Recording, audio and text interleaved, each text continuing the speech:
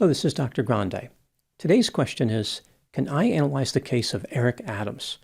Just a reminder, I'm not diagnosing anybody in this video, only speculating about what could be happening in a situation like this. If you enjoyed this video, please like it, subscribe to my channel, and consider supporting me on Patreon. I will put the link to Patreon in the description for this video. First, I'll look at the background of this case, move to the timeline of the crime, then offer my analysis. Eric Leroy Adams was born on September 1, 1960, in Brooklyn, New York. He was raised in the Bushwick neighborhood by his parents Leroy and Dorothy. Eric's family did not have a lot of money, but they were able to buy a house in South Jamaica, Queens, in 1968. When Eric was 14, he joined a gang. After being arrested for criminal trespassing when he was 15 years old, he was allegedly beaten by police officers and experienced symptoms of post-traumatic stress disorder. Paradoxically, this incident caused Eric to develop an interest in working as a law enforcement officer. He had a police brutality-inspired career direction modification experience. In 1984, Eric graduated from the New York City Police Academy and worked as a police officer. In 2006, after he reached the rank of captain, Eric was charged with disseminating misinformation, divulging official police business, and speaking as a representative of the department without permission.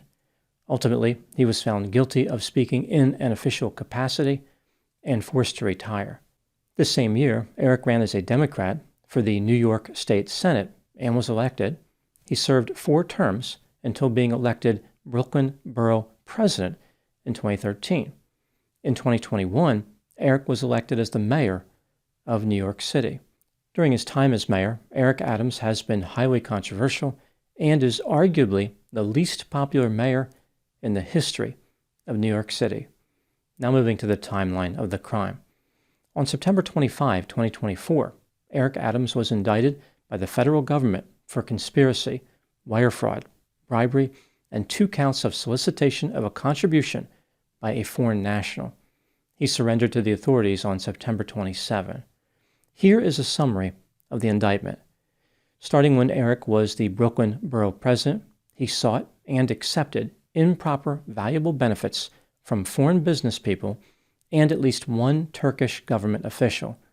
The benefits included flight upgrades, free rooms at opulent hotels, free meals at high-end restaurants, and free luxury entertainment.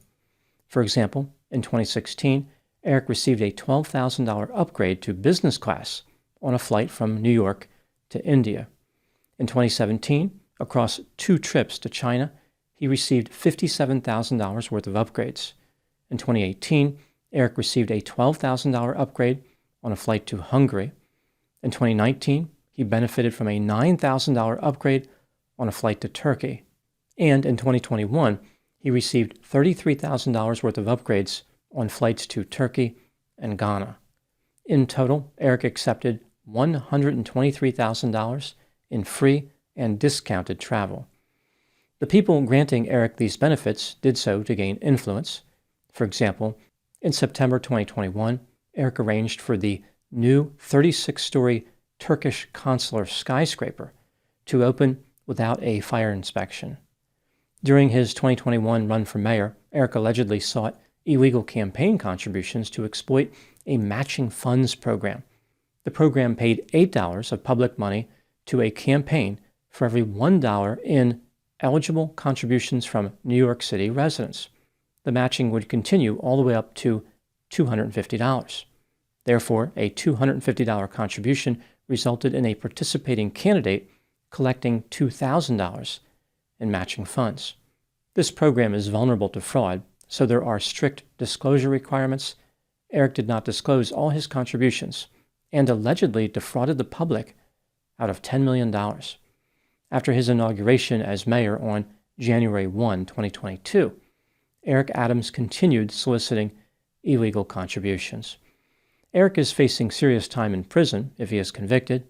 The wire fraud charge alone carries a maximum sentence of 20 years. He has denied the allegations against him. Eric stated he was charged in retaliation for opposing the Biden administration method for dealing with the migrant crisis. He intends on fighting the charges. Now moving to my analysis.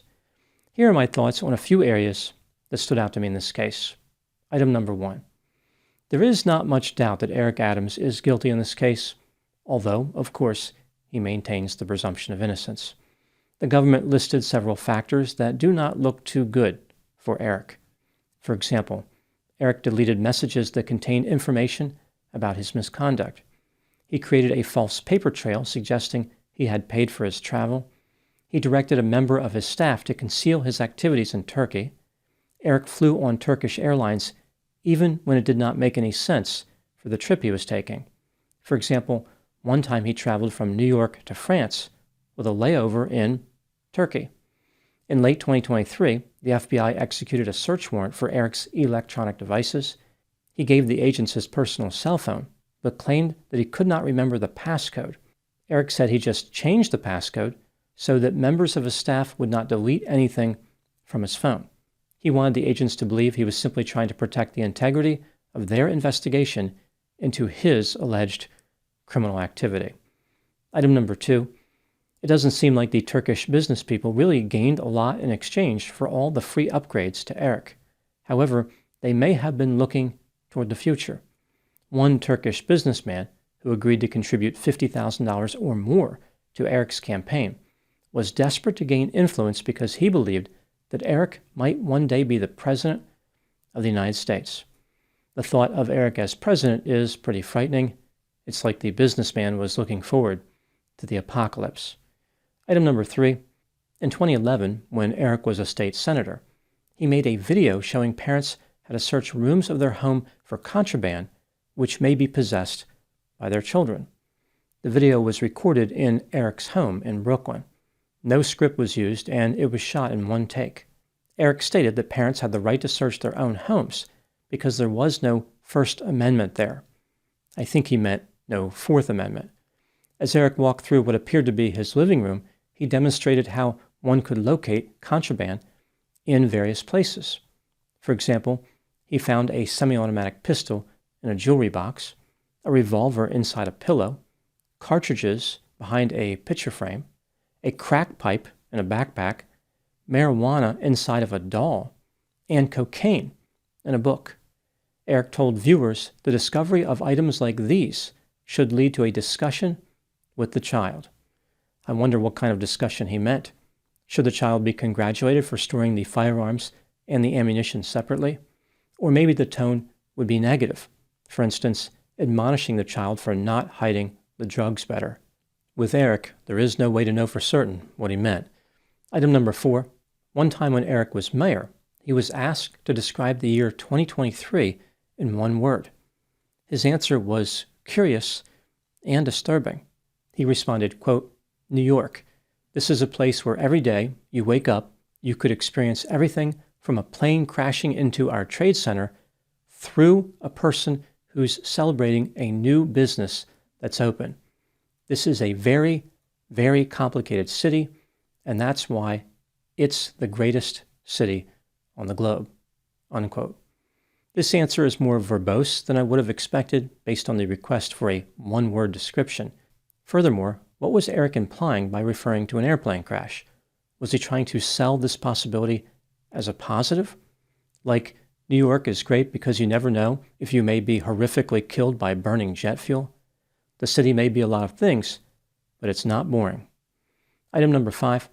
One time when Eric was asked to name the best concert he had ever attended, he offered another odd response, which captured his affinity for disasters. He said the best concert was in Brooklyn in 1990, where a musician named Curtis Mayfield was crushed by a lighting scaffold that was blown down in the wind. His neck was broken, and he was paralyzed. Some may argue that Eric was referring to the musical performance, not the tragedy, but Curtis was crushed before he started playing. So Eric walked away from the concert where a musician was horrifically injured and thought to himself, man, that was terrific. Item number 6. Here are a few other controversial situations involving Eric Adams. In 2019, when Eric was the Brooklyn Borough president, he was captured on video bragging about being better than his white colleagues. He referred to his colleagues using a racial slur. During a charity event, Eric asked if prostate cancer affected women as much as men. He allegedly lied about carrying a photograph of a fallen police officer in his wallet. After Eric was accused of embezzling funds from a co-op, he blamed his homeless accountant. In 2021, he was caught driving on a sidewalk in Brooklyn. In early 2024, Eric ushered in a waste disposal revolution by introducing a wheeled trash can, apparently believing this was a new invention. And when Eric was asked about an ongoing federal investigation into his alleged corruption, he responded, quote, "One of the gifts that I have that really made me good at being a mayor is my ability to sexualize and stay focused," unquote. Item number 7. What do I think happened in this case? This is just a theory, my opinion. Eric Adams is bizarre, peculiar, disjointed, disorganized, erratic, nonsensical, impulsive, manipulative, deceptive, has a lack of empathy, struggles to accurately process information, and has a sense of entitlement. For some reason, despite being a police officer for over 20 years, he believed it would be very easy to deceive law enforcement. Maybe he was taking his own experiences and using them there, like people were able to deceive him so he could deceive others. When he allegedly accepted bribes, it never even occurred to Eric that he could be caught. Now, with a prosecution in progress, he will blame everybody but himself. It's a shame that Eric is so deceptive because he's clearly capable of telling the truth. One time, Eric Adams said, quote, "Trust me when I tell you, there's never going to be another mayor like me," unquote. This is proof that not everything Eric says is a lie. Those are my thoughts in the case of Eric Adams. Please put any opinions and thoughts in the comments section. They consistently generate an interesting dialogue. As always, I hope you found my analysis of this topic to be informative. Thanks for watching.